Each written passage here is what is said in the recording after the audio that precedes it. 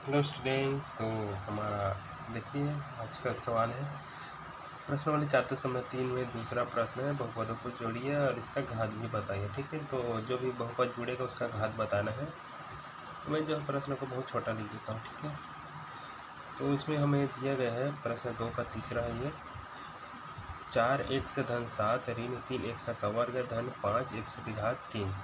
ठीक, उसमें जोड़ना है 7 x का वर्ग ऋण 2 x धन 1 तथा इसको भी जोड़ना है इन दोनों के साथ ऋण 2 x की घात 3 ऋण 2 x। तो ये वाला और ये वाला ये तीनों मिलकर जोड़ना है इसको। ठीक है, तो इसको हल करते हैं, बहुत ही सरल है। सबसे पहले इसको अरेंजमेंट कर लेते हैं अच्छा से। जो बड़ा घात है उसको पहले लिखा जाता है।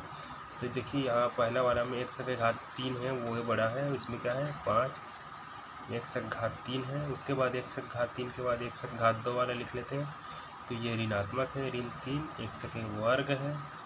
उसके बाद ये वाला को लेते हैं x 4 x को, और उसके बाद बिना x वाला लास्ट में धन 7। ठीक है, तो पहला को हमने जमा दिया।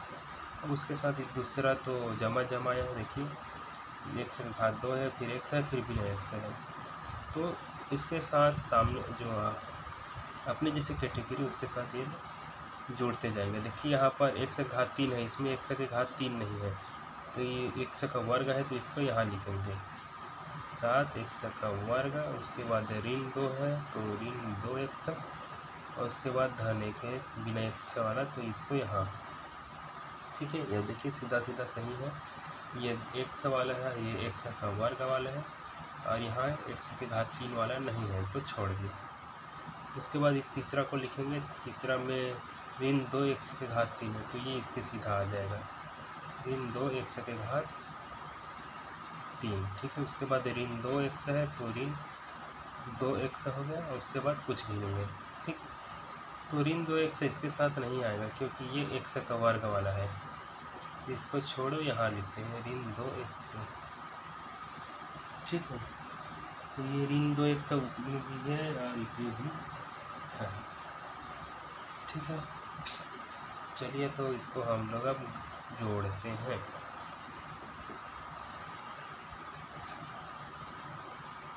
तो देखिए यहाँ पर x की घात 3 है, यहाँ पर भी x की घात 3 है, तो इन दोनों को जोड़ेंगे तो ये आपस में सिर्फ एक जैसे वाले जो संख्याएं हैं वो अपने अपने से ही जुड़ेगा या घटेगा अपने जैसे कैटेगरी वाले से। जैसे x की घात 3 है, इसमें x की घात 3 है, तो ये दोनों आपस में जोड़ सकते हैं, घट सकते हैं। ये और ये वाला आपस में जोड़ या घटाव नहीं हो सकता क्योंकि इसका अलग अलग है। इसका घात 3 है, इसका घात 2 है, तो ये अलग अलग कैटेगरी हो गया। ठीक है, तो ये नहीं जमेगा, तो हमको सिर्फ ये दोनों के साथ ये जुड़ेगा, तो उसको लिखते हैं। तो x की घात 3 इसमें है, x की घात 3 इसमें है, तो दोनों को बाहर कर देते हैं। दोनों का समझ एक ही है, तो दोनों में से x की घात 3 को बाहर निकाल दिए, तो यहाँ क्या बचेगा, सिर्फ 5 बचेगा। और यहाँ x की घात 3 के साथ क्या है, ऋण 2 है, तो ऋण 2 लिख देना है। ठीक है, इतना हो गया होगा। अब इसके बाद धन, यहाँ पर x का वर्ग है, यहाँ पर भी x का वर्ग है, तो दोनों में से x का वर्ग बाहर निकाल देंगे ऐसे। तो देखिए यहाँ पर क्या बचेगा, यहाँ ऋण 3 बचेगा, और यहाँ x वर्ग के साथ 7 है, तो ये धन में है, तो धन 7 है। ठीक, उसके बाद ये तीसरा देखिए, इसमें सिर्फ x वाला है, तो 4x ऋण 2x ऋण 2x, तो यहाँ से हम x बाहर करेंगे, धन कर लेते हैं, तो क्या हो जाएगा, ऐसे कोष्टक निकाल करिए और यहाँ पर x निकाल कर लिख दीजिएगा। ठीक है, तो देखिए 4x से x निकलेगा तो सिर्फ 4 बचेगा, यहाँ से x निकलेगा तो ऋण 2, और यहाँ से भी x निकलेगा तो सिर्फ ऋण 2। ठीक है, तो इतना समझ में आ गया होगा। यहाँ x वर्ग को बाहर निकाले तो ऋण 3 था, और ये धन 7 ये लिखे। उसके बाद x वर्ग बाहर लिखे। उसी तरह इसमें भी तीनों में x है, तो x को बाहर निकाले तीनों से, तो यहाँ 4 बचा, यहाँ ऋण 2, यहाँ पर ऋण 2। अब बिना x वाले को देखिए, बिना x वाले में सिर्फ 2 है, 7 और 1 बस है। ठीक है, 7 और 1 को जोड़ेंगे तो क्या हो जाएगा, 7 और 1 लिख सकते हैं धनात्मक में, या फिर हम अगर आप समझ गए होंगे तो सीधा 8 भी लिख सकते हैं। ठीक है, तो आप लोग चाहे तो 7 धन 1 भी लिख सकते हैं। अब देखिए यहाँ पर 5 जो है धनात्मक है और ऋण 2 है तो ऋणात्मक है, मतलब घटेगा। तो 5 में 2 घटा देंगे ऋण के कारण, तो ये क्या हो जाएगा 3 हो जाएगा। 3 के साथ क्या है इधर गुना में 1 का घात 3, ठीक है। कोष्टक के बाहर है मतलब गुना में है, जो भी कोष्टक में रहेगा उसके साथ ये गुना में है। उसके बाद देखिए धन, यहाँ जो है 3 जो है ऋण है और 7 जो है धन है। जब ये धन और ऋण की बात होता है तो हमेशा घटता है, और घटता क्या है बड़े में छोटे घटा दिया जाता है।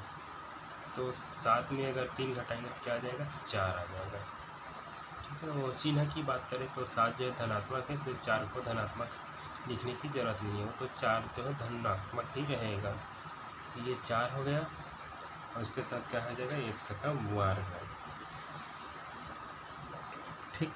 तो ये इसका भी हल हो गया। अब ये वाला देखिए, ये 4 जो है धनात्मक में है और ऋण 2 ऋणात्मक में है।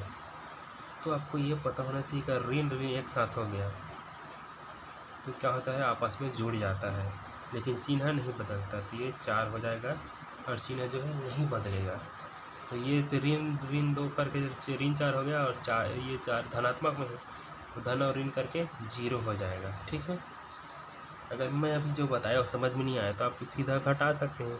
4 में 2 घटाएंगे क्योंकि ये धन में है ऋण में है तो वो तो घटेगा, तो बड़े में छोटे घटाया जाता है। और तो 4 में 2 घटाएंगे तो 2 बचेगा। फिर यहाँ ऋण 2 है तो ये ऋण 2 और ये 2 धनात्मक है तो कुल मिला के ये 0 हो जाएगा। तो आप इसको लिखना चाहें तो 0 गुना 1 से लिख सकते हो, लेकिन ये दोनों बनेगा नहीं, ठीक है। तो 0 1 से लिख लेता हूँ अभी कुछ देर के लिए, क्योंकि गुना लिखना और 1 से लिखना जो है बहुत कंफ्यूज कर देता है कि 1 से है या गुना लिखा है ऐसा टाइप का। तो 4 में सब घट गया तो 0 हो गया, 0 1 से, और यहाँ पर 8 है, ठीक है बाहर में। तो ये देखिए यहाँ तक तो सब सही है, ये बस ये 0 वाले को फिर से लिखना पड़ेगा। 3 1 की घात 3 है, धन 4 1 का वर्ग, ये तो 0 हो गया। 0 के साथ 1 को गुना करेंगे तो 0 हो जाएगा, इसको लिखने की ज़रूरत नहीं है। यहाँ पर 8 आ जाएगा, ठीक है। यही आपका आंसर है। और इसका अगर आपको घात बताना हो तो घात क्या है, 1 के जो घात बड़ा है उसी को लिखना है।